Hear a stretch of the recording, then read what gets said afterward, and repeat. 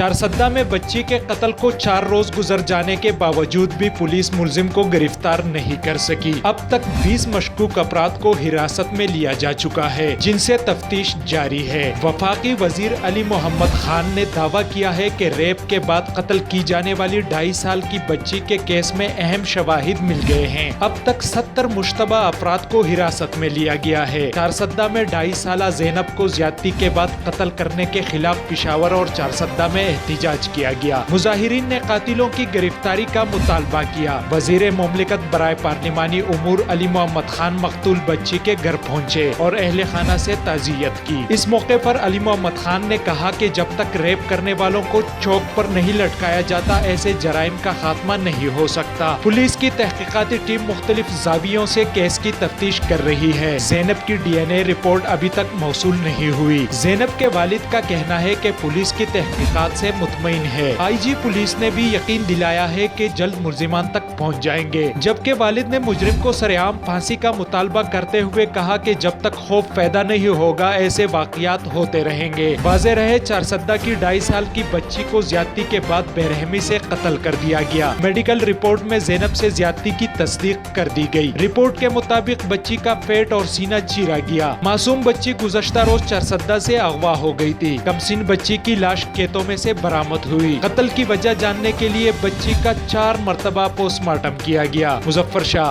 MP news.